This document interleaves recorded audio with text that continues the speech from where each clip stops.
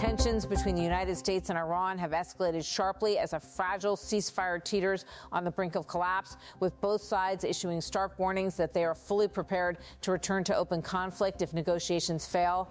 At the center of the unfolding crisis is a high-stakes diplomatic standoff where military posturing and political signaling are unfolding simultaneously.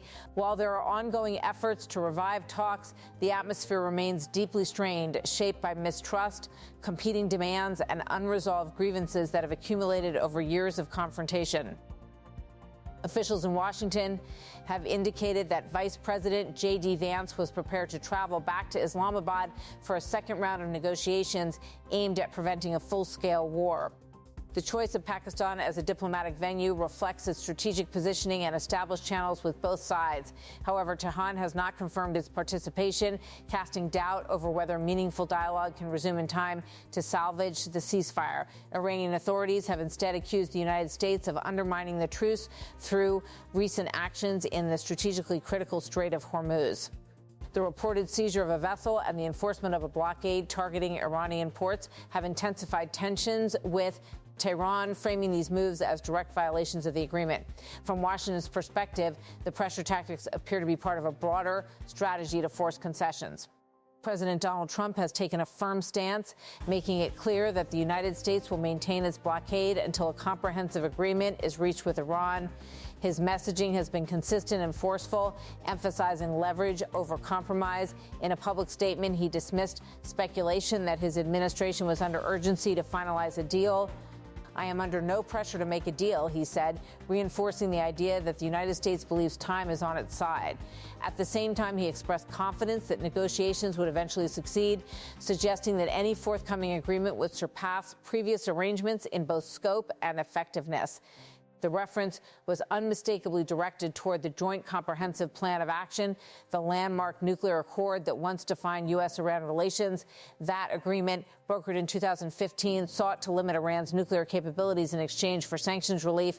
However, during his earlier presidency, Trump withdrew the United States from the deal in 2018, arguing that it was fundamentally flawed and failed to address key security concerns. Now, years later, the same issues have resurfaced, compounded by new flashpoints. Trump has indicated that he sees little value in extending the current two-week ceasefire, suggesting that a decisive outcome, either diplomatic or military, may be imminent. Speaking in multiple interviews, he left little ambiguity about the potential consequences of failure. If the ceasefire expires, then lots of bombs will start going off, he warned, underscoring the high stakes involved. Despite the hardline rhetoric, the U.S. president has also signaled openness to direct engagement at the highest level. He has suggested that he would be willing to meet Iranian leaders personally if negotiations reach a breakthrough point. This dual-track approach, combining threats with the possibility of dialogue, reflects a broader strategy aimed at maximizing pressure while leaving the door open for diplomacy. On the Iranian side, the response has been equally resolute. Officials have made it clear that they will not enter negotiations under coercion. The country's leadership views the current U.S. posture as an attempt to impose terms through intimidation, a tactic they have repeatedly rejected. Iran's foreign minister articulated this stance in unequivocal terms. "We do not need our rights to be acknowledged or accepted. Our rights already exist. We want our rights to be respected," he said, framing the dispute as a matter of sovereignty rather than negotiation. This assertion captures a core element of Iran's position, the belief that its nuclear program and regional activities are legitimate and should not be subject to external constraints imposed under pressure.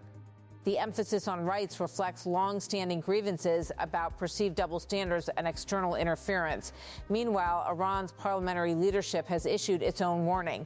Mohammad Bagher Ghalibaf, the Speaker of Iran's parliament, signaled that the country is prepared to escalate if necessary. He suggested that Iran has been developing new strategies and capabilities that could be deployed if hostilities resume, hinting at a shift in the battlefield dynamics should war break out again. This rhetoric points to a broader reality. Both sides have spent the ceasefire period not only exploring diplomatic options, but also preparing for the possibility of renewed conflict. Military readiness, strategic positioning, and alliance coordination have all continued behind the scenes. The origins of the current confrontation trace back to the outbreak of war on February 28, a date that marked a significant turning point in U.S.-Iran relations. Since then, the conflict has evolved, incorporating both long-standing disputes and newly emerging points of contention. Among the most critical of these is the Strait of Hormuz, a narrow but vital waterway through which a substantial portion of the world's oil supply passes. Control and access to this choke point have long been central to regional security dynamics, and recent incidents there have elevated its importance even further. The reported seizure of a ship and the enforcement of maritime restrictions have transformed the strait into a focal point of the crisis. For Iran, these actions represent an unacceptable infringement on its economic and territorial interests. For the United States, they are part of a broader effort to contain and pressure Tehran. Beyond maritime disputes, the issue of Iran's nuclear program remains a central challenge.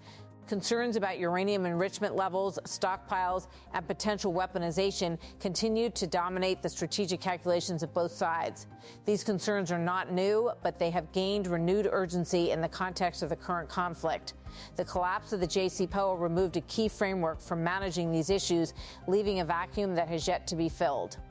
Efforts to negotiate a replacement agreement have repeatedly stalled, hindered by mutual distrust and divergent objectives. As tensions escalate, international actors have begun to weigh in, urging restraint and advocating for a diplomatic resolution. Russia has been particularly vocal, calling for the extension of the ceasefire and emphasizing the importance of continued dialogue. Following a recent conversation between Russian and Iranian foreign ministers, Moscow reiterated its position that diplomacy remains the only viable path forward.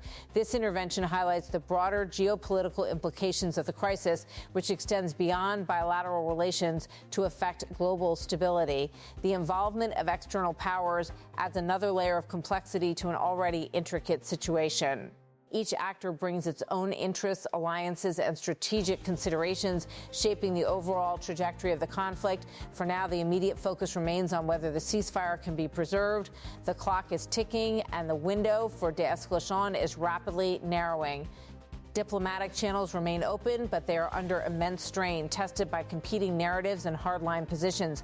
The coming days are likely to be IVE. If negotiations can be revived and sustained, there may still be an opportunity to avert a return to full-scale war. However, if the current trajectory continues, the consequences could be severe, not only for the United States and Iran, but for the broader region and the global community. In this high-stakes environment, every statement, every action, and every decision carries significant weight.